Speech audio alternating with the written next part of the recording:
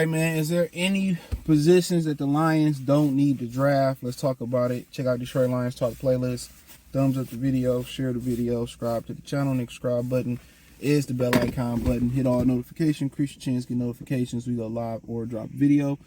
The way that kicker kicking for the Michigan Panthers, they may not need to draft the corner. I mean, I kind of just talk about kicker real quick. We don't talk about kicker a lot on this show.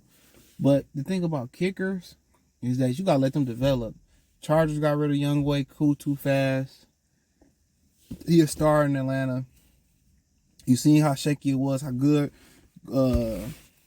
Jake Moody was in Michigan. Excuse me. He missed a bunch of kicks for the 49ers. They got to remain patient. It's a transition. Kicking in college and kicking in the league is a lot different. The hashes in college are a lot wider, too. You got to remember that shit. Excuse my language. But they may not need to draft a kicker with the, if they sign a kid from the Panthers. That's if you want to stay. You got multiple options out there. But outside of if they don't get him, I mean, I think everything's an option other than punter. I just think if you got an opportunity to build something, you build it. I told y'all the needs they need right now. I feel like they still need an interior defensive lineman that can get up the field and rush the passer from the inside. I still feel like they need speed on the edge. You know what I'm saying?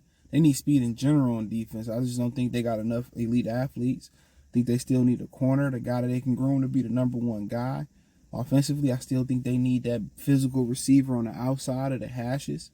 I think Keon Coleman may be the most likely candidate there.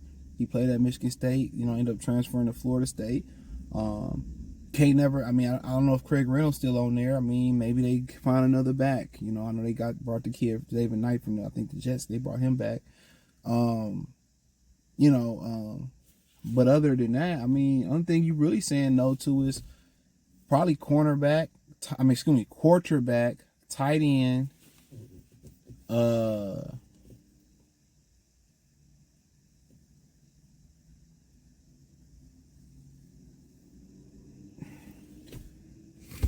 that's really about it. Maybe you could make a case for linebacker, especially if they bring in Zach Cunningham. I liked him a lot coming out of, got drafted by Houston. I think he came out of Vanderbilt. But really, that's the only ones I can really say. I like the linebackers. I like the way Anzalone played last year. I think Jack Campbell going to take a step this year. Derek Barnes played well. He bounced back from the whiff against Dak Prescott. That's the only thing I'd say. Maybe linebacker, quarterback, and tight end, because you built Zelstra coming back off injury. I think James Mitchell's still around coming off injury. Brock Wright is back. They matched that. That was a smart move. And then obviously you got Sam Laporta. So you got a good tight end room. I think the receiver room just missing that alpha on the outside.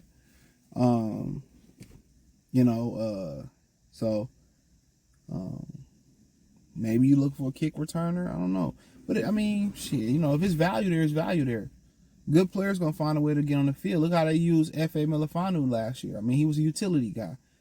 For stress safety, nickel, edge blitzer, played the outside corner some. So he really going to be their utility. So they still looking for a safety. So I don't think it's not one position where they don't really need it, in my opinion. I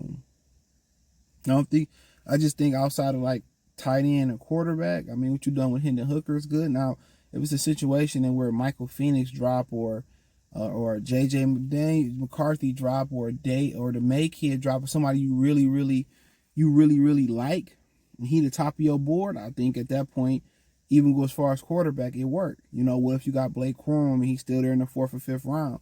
Hey, man, you figure out to make it work. You can never have too many backs. They take a pound in every play. No diddy. And you need all these. I mean, you find a really good, fast guy that you can develop as a receiver. He a good kick returner. Hey, you pick him up. You try to develop him as a receiver. You got to understand, they got a bunch of receivers in the oven too, man. The kid from Eastern Michigan that walked on for them or came on for them and made the practice squad. He going to continue to get better if he hang around. Antonio Green or Antoine Green out of North Carolina showed a lot of speed in preseason. Dressed all last year, seemed like.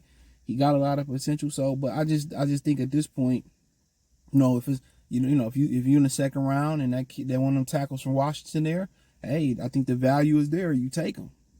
Taylor Decker in the final year of a deal, regardless, you take him. You find a way to put him on the field. Washington had two of the most athletic tackles. Don't be surprised if they don't take a tackle. You know, you looking to improve your team, and the strength of the team is just not in the starters. The strength of the team is how well and how good your depth is.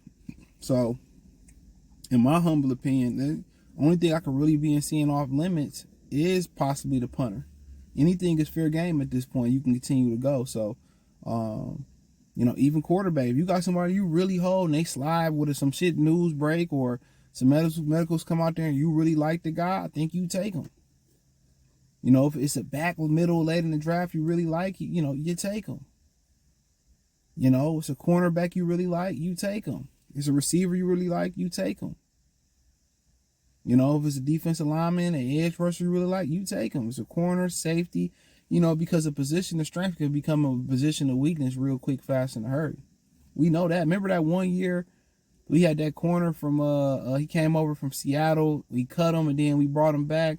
And we thought the cornerback position was going to finally be a strength for the Lions. And it was a weakness. I forget all the corners we had there. It looked good on paper, but it was a weakness. So you got to keep building that. So I don't think nothing but punter off the limits, for real. I think if they can, they will upgrade that quarterback. That's what Patriots did for years with quarterback position. They did that for years. They drafted guys and flipped their ass, whether it was Matt Castle, Jimmy Garoppolo, Ryan Mallett.